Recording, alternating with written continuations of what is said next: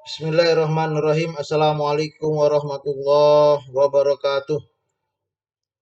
Alhamdulillah wassalatu wassalamu ala Rasulillah la nabiyya ba'dah. Syukur kita pada Allah Subhanahu wa taala. Pada hari ini kita membahas tafsir inspirasi kebangsaan.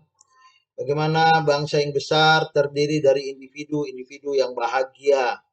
Tentu saja memahami surat Al-Fatihah kita menemukan 7 kiat bahagia dalam memaknai kehidupan berbangsa bertanah air secara individu ataupun secara komunal.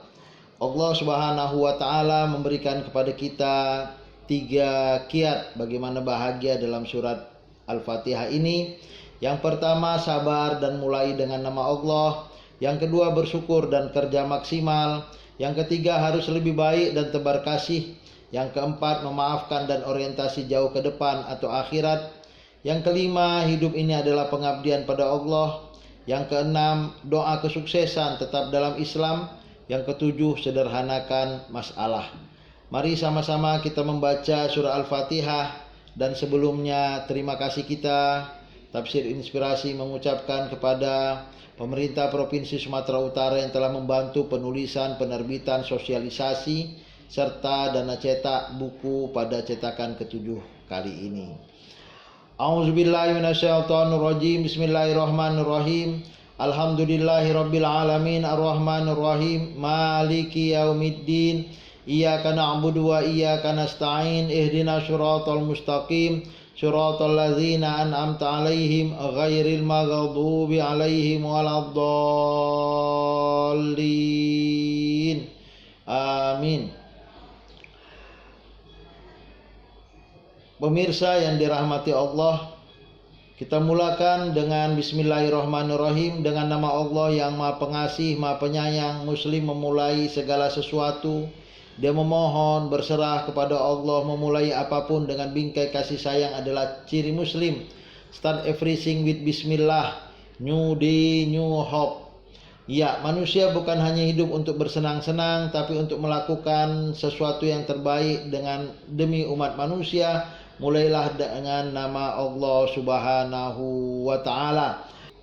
Ya, kesimpulan pertama dari Bismillahirrahmanirrahim bahwa yang namanya memulakan segala sesuatu itu perlu kesabaran ya. Good thing take time ya, melakukan sesuatu itu membutuhkan waktu ya, dan diperlukan kesabaran. Maka bismillah, dengan namamu ya Allah, mudahkan urusanku ya Allah, sabarkan aku ya Allah, buat aku mencapai cita-cita apa yang telah aku lalui ya Allah. Inilah dia kiat sukses membangun bangsa yang besar, sebagaimana Nabi Muhammad dan para rasul atau pemimpin bangsa Indonesia yang besar.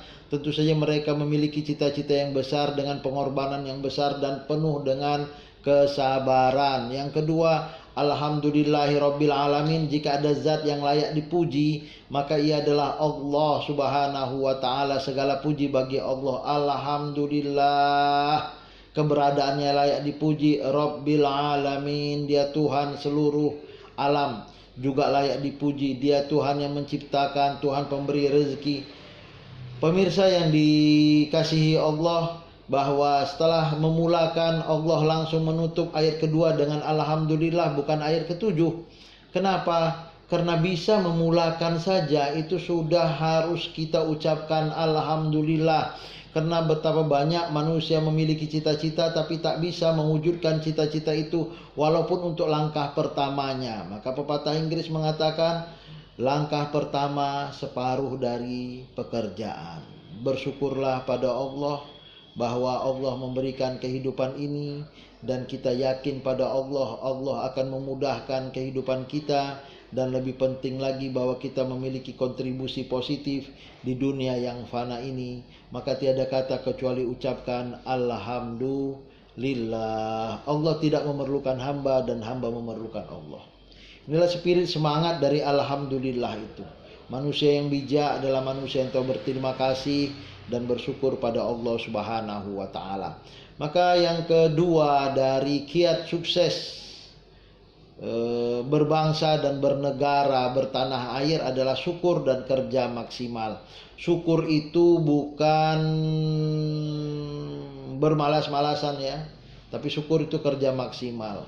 Karena setiap manusia memiliki waktu 24 jam, dua nikmat yang sering dilupakan, nikmatani maghbunun fihi makatsirun minan nas, as-sihhatu wal faragh. Dua nikmat kata Nabi Muhammad yang diriwayatkan oleh Bukhari yang sering dilupakan oleh kebanyakan manusia, yaitu kesehatan dan waktu luang. Maka syukuri kesehatan kita dengan mengoptimalkan potensi kita, memberi kontribusi positif bagi dunia, dan gunakan waktu luang untuk mengasah skill, untuk mengabdi pada Allah, untuk menebarkan kasih dan sayang. Inilah dia kebahagiaan kedua, ketika kita bisa mensyukuri potensi yang ada dengan kerja maksimal. Yang ketiga, Ar-Rahman Ar-Rahim, diulangi nama terbaiknya. Sekali lagi tadi Bismillah Ar-Rahman Ar-Rahim, di sini Alhamdulillahirabbil alamin Ar-Rahman Ar-Rahim, yang Maha Pengasih, Maha Penyayang, karena rahmat dan kasihnya lebih dominan daripada murkanya. Inna rahmati sabaqat ghadabi. Jadi para pemirsa yang dirahmati Allah, Allah menginginkan muslim untuk menjadi makhluk yang melakukan terbaik dalam bingkai kasih sayang. Jika ingin disayang Allah, tebarkanlah kasihnya. Jadi kenapa Ar-Rahman Ar-Rahim? Ada 99 asma al-husna, semuanya baik dan terbaik, is the best. Tapi kenapa Ar-Rahman Ar-Rahim? Supaya terpatri di dalam otak kita. Allah itu Maha Pengasih, Allah itu Maha Penyayang, Allah Maha Pengasih, Allah Maha Penyayang. Bukan untuk membesarkan Allah yang memang sudah Maha Besar, tapi bagaimana inspirasinya supaya kita bisa menebarkan kasih sayang. Betapa sesama muslim hari ini membutuhkan kasih dan sayang, membutuhkan cinta, membutuhkan maaf, membutuhkan lapang hati di antara kita. Betapa umat manusia hari ini memerlukan cinta dan kasih sayang, dan kita umat Islam tebarkanlah cinta dan kasih sayang kepada siapapun, sama ada dia muslim ataupun non muslim, karena kontribusi positif kita pada alam raya ini, kebaikannya kembali kepada kita, karena Allah akan mengasihi kita sesuai dengan firman-Nya, irhamu man fil ardi yarhamukum man fis sama. Tebarkan kasih sayang harus menjadi lebih baik lagi. Yang ketiga, yang keempat, selanjutnya Maliki Yaumiddin. Allah sebagai pemilik hari pembalasan adalah salah satu alasan kenapa muslim memujinya. Dia sebagai zat yang adil dan rahmat. Allah membalas mukmin itu dengan rahmat, dengan kasih sayangnya, dan memperlakukan kafir dengan adilnya. Aturan main sudah ditegakkan dan aturan main sudah diinformasikan. Yang beriman baginya surga, yang kafir baginya neraka. Muslim masuk surga lebih karena rahmat Allah Subhanahu wa ta'ala. Inilah dia alasan kenapa kita tetap optimis pada rahmat Allah Subhanahu wa ta'ala, dan kenapa kita menjadi manusia yang humble, manusia yang rendah hati, karena balasan itu biarlah Allah yang membalas. Doa baik kita kepada siapapun yang telah menjahati kita, yang telah menzalimi kita, semoga mereka masuk surga bersama dengan kita. Inilah dia orang baik. Tetap membalas keburukan dengan kebaikan, membalas air tuba dengan air susu. Muslim yang berorientasi akhirat, dunia pasti dia dapat. Muslim yang manusia yang berorientasi dunia tidak akan mendapatkan akhirat. Pemirsa dimanapun Anda berada, bukan berarti kita melupakan dunia untuk mengejar akhirat, tapi kejarlah akhirat, dunia pasti didapat. Inilah spirit doa kita yang tiap hari kita doakan, Rabbana atina fid dunya hasanah, beri aku kebaikan di dunia, wa fil akhirati hasanah, kebaikan di akhirat, wa qina azabannar. Maka kiat sukses manusia yang bahagia berbangsa dan bernegara nomor 4 adalah memaafkan. Bangsa yang besar ini akan menjadi hebat dan bertambah besar kalau para pemimpinnya, kalau para rakyatnya bisa saling memaafkan. Orientasi kita jauh ke depan, yaitu akhirat. Asal masuk surga, go ahead, saya ikut. Asal masuk neraka, jangan ajak saya. Antara akhirat dan dunia, carilah negeri akhirat pada nikmat yang diberikan Allah pada kalian, tapi jangan kalian lupakan bagian kalian dari dunia. Wabataghi fima ataqallahu darul akhirah wala tansa nasibaka minad dunya. Pemirsa dimanapun Anda berada, ayat kelima dari surah Al-Fatihah. Hari ini kita akan membahas firman Allah, Iyyaka na'budu wa iyyaka nasta'in. Hanya kepada Engkaulah ya Allah kami menyembah dan beribadah, serta tidak menyekutukanmu dengan apapun. La ilaha illallah. Ini semua tidak akan terjadi tanpa pertolongan darimu. Hanya kepadamulah kami mohon pertolongan. Wa iyyaka nasta'in. Pemirsa dimanapun Anda berada, Allah menolong kita. Terlahir dari ayah emak yang muslim, di milieu lingkungan yang muslim, rumah dekat masjid. Di mana-mana kita temukan masyarakat muslim yang menggunakan hijab. Assalamualaikum di mana-mana, tartil tilawah Al-Quran kita dengarkan. Ini semua tidak lebih tidak kurang karena Allah menolong kita. Bagaimana kalau kita terlahir dari keluarga yang bukan Islam, di masyarakat komunitas yang bukan Islam? Kalau bukan karena hidayah Allah, kita tak akan mungkin mendapatkan Islam itu. Maka kita bisa beribadah. Ini karena pertolongan Allah. Maka ibadah ini adalah titik sentral yang sangat dinantikan. Jadikan hidupku, penyejuk mataku, bisa sholat, bisa beribadah. Waja'al qurrata aini fis sholah, kata Nabi Ibrahim alaihissalam.